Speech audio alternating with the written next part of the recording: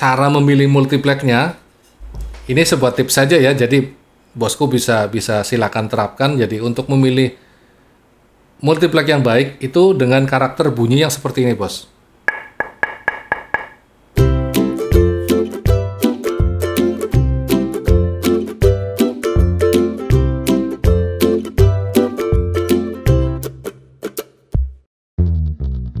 Hai bos, hari ini kita bertemu kembali tentunya di channel kesayangan kita, Alicia Production, channel hiburan dan ilmu. Oke bos, seperti biasa saya senang sekali bisa bertemu kembali dengan teman-teman, dengan bosku semua, dan tetap berharap bosku dengan kabar yang baik dan diberikan kesehatan selalu. Hari ini bos saya kepengen bagi-bagi tips saja. Tips ringan sebenarnya ini ya, tips ringan tentang tips membuat box speaker. Oke, dan apa yang tadi saya sudah janjikan bahwa saya akan bercerita atau mungkin sekedar sharing ya bos ya, sharing memberikan tips untuk bosku semua yang masih pemula-pemula ini ya, bukan untuk profesional, untuk yang masih pemula-pemula. Supaya bisa memiliki sebuah box speaker dengan box yang sesuai dengan harapan atau sesuai dengan keinginan gitu ya. Karena dulu juga saya pernah merasa dalam fase-fase itu, artinya ketika mendengarkan suara box speaker milik orang lain yang notabene menurut saya enak gitu ya. Nah kemudian saya sendiri merasa ingin untuk membuat box yang seperti itu. Tapi kita akan kembali lagi bahwa apakah kebutuhan itu pas untuk kita atau mungkin ada faktor lain yang menyebabkan, katakan misalnya begini, misalkan sebuah box kayak super scope dengan mini scope ya. Kemungkinan sih dengan karakter yang tidak jauh berbeda. Artinya walaupun tetap berbeda, tapi ada perbedaan yang tidak jauh juga, bisa ngejar subnya, bisa ngejar low-nya gitu. Nah, ketika dengan pertimbangan bahwa box super scope itu terlalu besar, terlalu tinggi, maka bisa dirampingkan lagi dengan konstruksi box yang mini scope dan dengan hasil yang sama. Oke, nah sekarang bagaimana kita akan bercerita atau memulai dari saya memberikan tips ini. Saya coba buatkan ilustrasinya begini ya bos ya. Ada beberapa poin yang kita mesti perhatikan untuk pembuatan box speaker ini. Yang pertama adalah, supaya terlihat ya bos ya, yang pertama adalah kita harus menentukan desain box speakernya dulu. Nah, box speaker ini desainnya sudah banyak tersebar di Google, kemudian di media sosial yang lain. Kita bisa cari yang sekiranya karakternya akan pas dengan selera kita dan pas juga dengan karakter dari loudspeaker yang kita punya. Nah, dari desain box speaker ini kita bisa menjabarkan. Penjabarannya ada, yang pertama adalah kita membuat box speaker ini itu untuk frekuensi berapa. Artinya menentukan frekuensi boxnya dulu. Mau dipakai di frekuensi berapa? Contoh begini, untuk mid dan high, ini pasti karakternya, bentuk fisiknya akan berbeda dengan box dengan karakter yang low atau sub. Jadi kita harus menentukan dulu ini frekuensinya. Mau dipakai untuk frekuensi apa? Katakan untuk frekuensi atas, untuk mid dan untuk high. Nah, ini juga ada beberapa pilihan tentunya, ada beberapa pilihan yang bisa kita pakai. Di antaranya kita mau pakai line array, atau mau pakai T24, atau mau pakai yang box tower umum ya, yang cuman 2 speaker. Kemudian bagian atasnya adalah bagian high atau corong tweeter. Pada bagian yang kedua atau yang B, setelah tadi kita menentukan untuk frekuensi berapa box yang akan kita buat, kemudian yang kedua, yang B-nya ini, dari desain box speaker ini ya, dari desain box speaker ini itu akan menghasilkan sebuah karakter. Ya, desain ini akan menjadi sebuah karakter suara yang keluar. Seperti tadi, ketika kita merangkum, katakan membuat sebuah box dengan T24 atau mungkin dengan tipe line array, itu kan berarti kita sudah tahu karakter nanti yang akan dihasilkan. Yang akan dihasilkan pasti keluarnya akan mid high, tidak mungkin akan keluar low atau mungkin keluar subwoofernya. Lalu yang ketiga atau yang C di sini, ini juga penting banget bos. Ini masih pada tahap 1 ya, tahap pertama, ini tahap 1. Nah, kemudian yang C ini juga penting banget bos. Pentingnya kenapa? Yang C ini saya menekankan ini jangan asal bikin. Ya, kira-kira seperti inilah. Jangan asal bikin. Karena membuat box sesungguhnya itu susah ya bos ya. Kalau dengan orang yang sudah profesional itu membuat box speaker itu dengan perhitungan yang matang. Artinya di samping dihitung ruang untuk volumenya itu berapa, kemudian nanti lubang anginnya mau dibuang juga diperhitungkan lubang anginnya, serta yang tidak kalah penting lagi, nanti akan diuji coba setelah box itu jadi, fisiknya itu sudah jadi, nanti akan diuji coba dengan menggunakan mic RTA dan akan diukur dengan alat ukur yang namanya Smart Live. Jadi pentingnya di sini saya memberikan sebuah tips adalah jangan asal bikin. Karena dengan kita tidak presisi memperhitungkan box speaker yang kita buat, maka hasilnya pun tidak akan sesuai dengan yang akan kita harapkan, atau tidak sesuai yang pernah kita dengar punya orang lain gitu.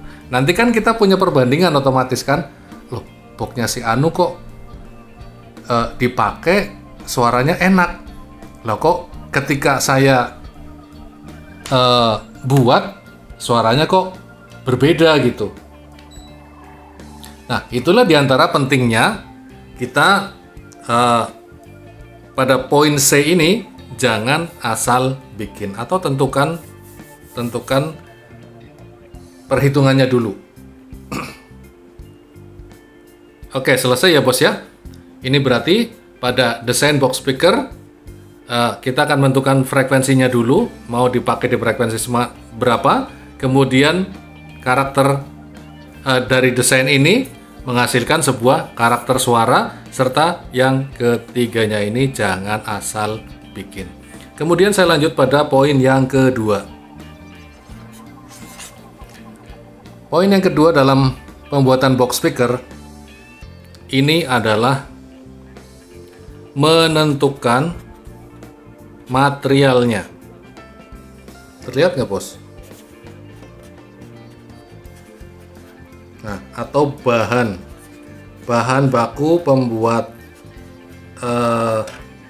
box speaker tersebut. Jadi kita harus menentukan bahan yang nanti akan dipakai untuk membuat box speakernya. Di antara pilihannya itu ada di antaranya yang pertama kita bisa pakai kayu, tapi ya nantilah. Kemudian yang kedua bisa dengan menggunakan MDF.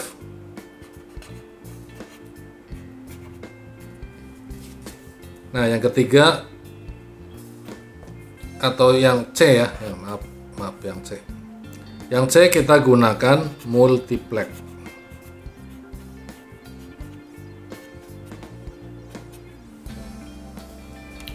Ya, saya akan coba kupas satu-satu. Oh, yang keempat atau yang D ini partikel. Ya, ada beberapa bahan yang bisa dipakai untuk menjadi bahan pembuatan box speaker.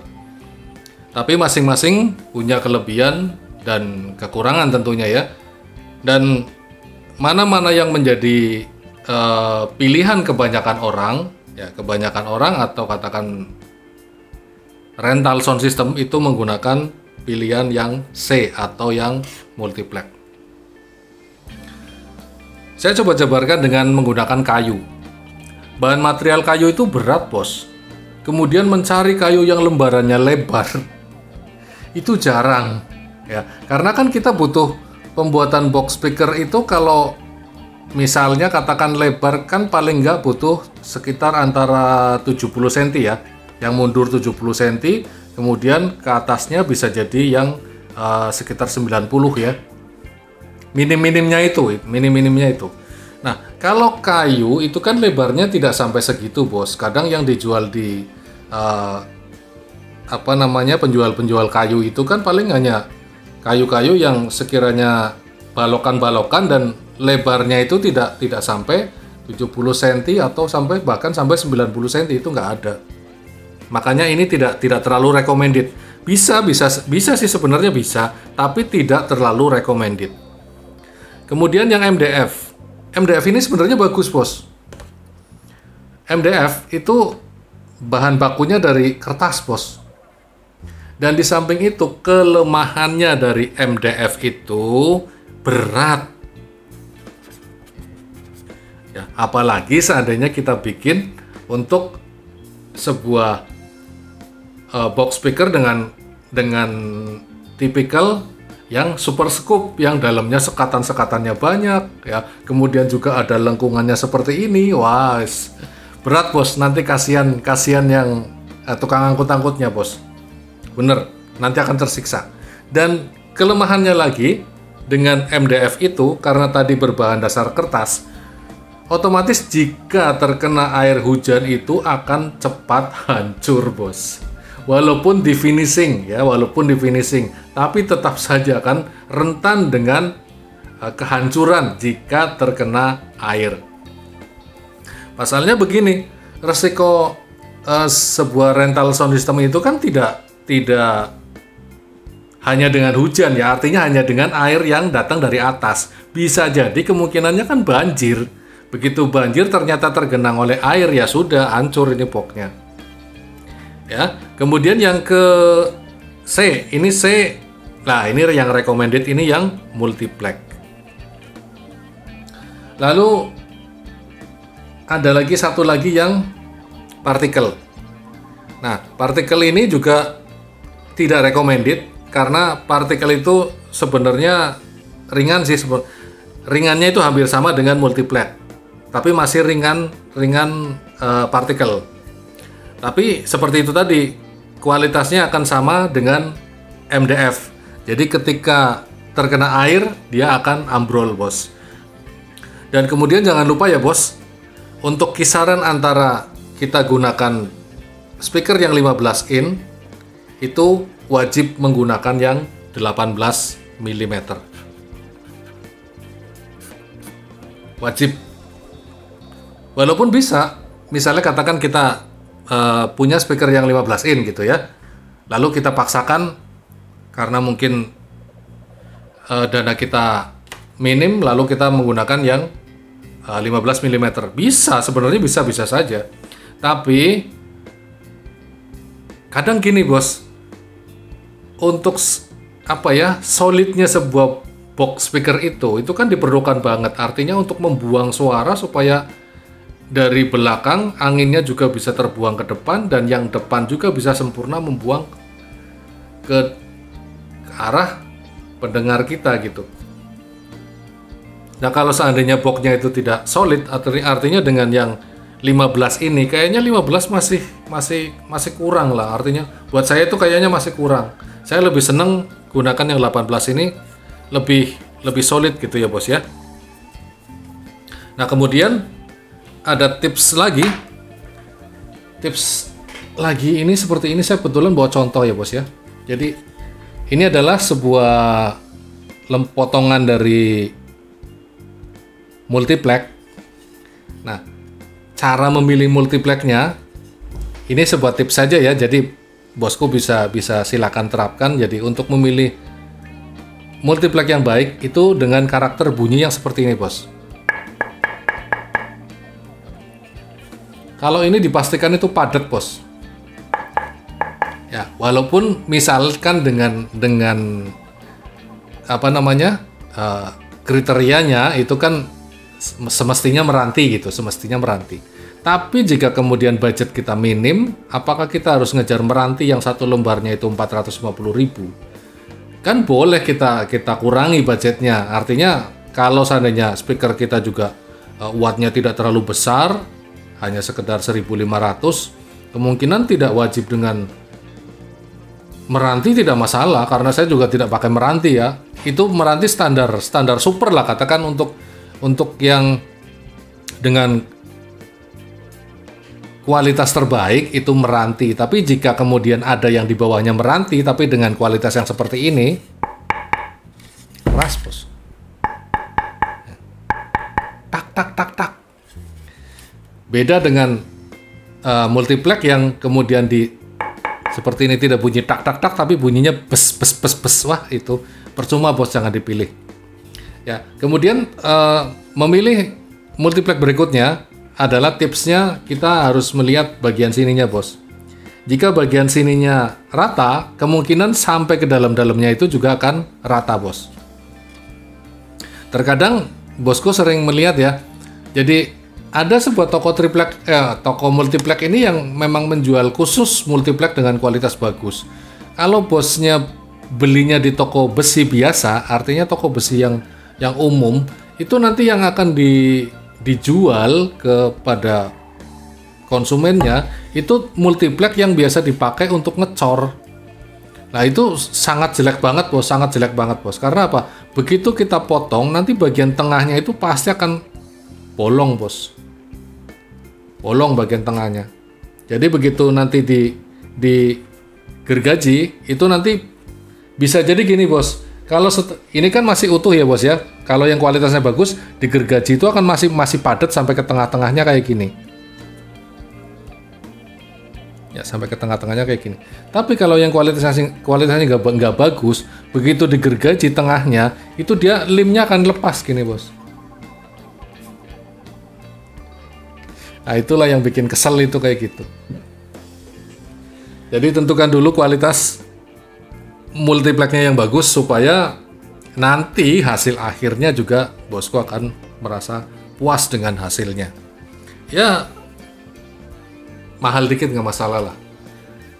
Bener mahal dikit nggak masalah. Artinya walaupun kita tidak kejangkau meranti, misalkan kejangkaunya yang lain yang kualitas kayunya di bawahnya meranti tapi masih solid kayak gitu, kuat, nggak masalah bos. Kemudian yang ketiga ini adalah memastikan bahwa box yang kita bikin atau bahan materialnya itu solid. 18 in, speaker 18 in, maka multiplex yang kita pilih adalah multiplex yang 18 mm. Lalu kita juga harus memastikan ya bos, memastikan lemnya bagus. Jadi jangan pakai lem yang kadar airnya terlalu banyak bos. Kalau dengan lem yang kadar airnya itu terlalu banyak, nanti kitanya yang repot. Maksudnya gini bos, dengan lem yang kadar airnya itu terlalu banyak, akhirnya nggak kering-kering gitu. Kitanya yang kesel akhirnya, karena nunggu lemnya kering itu lama, bisa sampai sehari semalam baru kering lemnya. Contoh kayak lem putih gitu ya, lem putih itu keringnya lama bos. Nah kalau saya biasanya pakainya Presto biar satu yang cepat kering, kemudian kualitas lemnya itu juga memang bagus. Lalu ada poin lagi yang harus kita perhitungkan lagi di sini pada poin C. Di sini juga harus diperhitungkan nih bos. Mau pilih paku atau skrup. Kalau saya lebih merekomendasikan memilih dengan skrup ini. Jangan dengan paku. Karena apa? Paku itu hanya sekedar lurus seperti ini bos. Artinya tidak ada penahannya. Tapi jika kemudian kita menggunakan skrup itu kan ada ulirnya ya. Nah, ulirnya ini sekaligus nanti berfungsi sebagai kayak cengkraman kayak gitu. Jadi sudah dilem kemudian di skrup juga gitu. Itu lebih solid bos, lebih kokoh lah maksudnya kayak gitu ya, lebih kokoh. Solid itu kokoh ya. Jadi akan lebih kokoh dengan menggunakan skrup daripada dengan menggunakan paku biasa. Untuk menghindari celah-celah udara yang keluar, ini pada siku-sikunya, ya semisal kayak ini ya, misal ini konstruksi yang gampang saja, mini scoop misal kayak gini.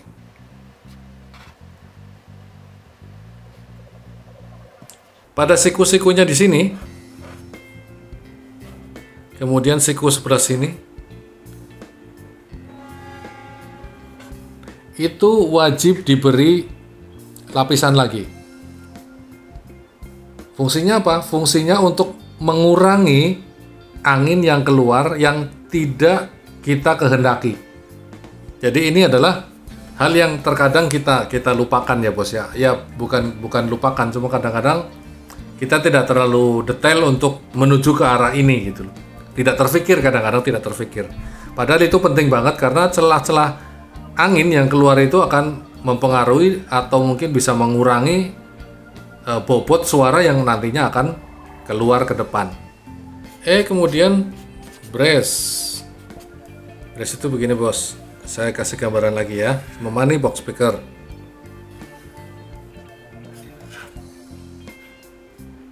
Nah, ini bagian depannya sini ya. Di bagian depannya. Nah, ini pada bagian belakang. Ini diberi tulang lagi bos. Diberi kayak potongan multiplek itu, semisal tebalnya berapa lah, 3 cm ya, kira-kira 3 cm ya, memanjang dari atas ke bawah, dari atas sini sampai ke bawah sini. Bikinlah beberapa tulang sebagai penguat dari dinding bagian belakang. Nah ini tujuannya untuk apa? Tujuannya supaya bagian dinding belakangnya itu kuat untuk menjadi pantulan dari angin yang keluar dari belakang speakernya. Karena otomatis dari speaker ini keluar angin kan ke belakang sini, cedet, gitu ya. Nah, kalau di sininya itu tidak kuat, maka kesimpulannya nanti box speaker ini suaranya akan menjadi ke samping atau ke belakang. Supaya suaranya menjadi lebih fokus ke depan, maka ini harus kuat dinding bagian belakangnya. Harus diberi brace, diberi tulang-tulangan. Jadi umpama ini dinding belakang ya, dinding belakang box speakernya, kita beri tulang dulu bos dari sini ke sini. Berapa lajur? 3 atau 4 lah. Itu sebagai penguat supaya si dindingnya itu tidak blear ya. Blear itu apa ya? Ya pokoknya dindingnya itu kuat sehingga bisa memantulkan angin dari belakang speaker itu, kemudian bisa terbuang melalui lubang angin yang sudah menjadi jalurnya. Lalu ada lagi, sudah diukur pas gitu ya, sudah diukur pas, ternyata kedodoran gitu, ternyata lubangnya kegedean ya. Jadi Ini yang F adalah lubang speaker harus presisi. Maksudnya presisi gini. Semisal bosku itu mau memasang speaker dengan diameter yang 18 in, katakan seumpama segini nih. Nah, ini harus dipastikan bahwa bibir dari speakernya ini bisa presisi masuk pada box speakernya. Artinya jangan sampai kemudian lubangnya itu lebih besar daripada speakernya itu sendiri. Begitu saja ya bos, mudah-mudahan apa yang saya sampaikan bermanfaat, dan jangan lupa silakan simak video-video saya yang lain dan tunggu kreativitas kita berikutnya, tentunya di Alicia Production, channel hiburan dan ilmu.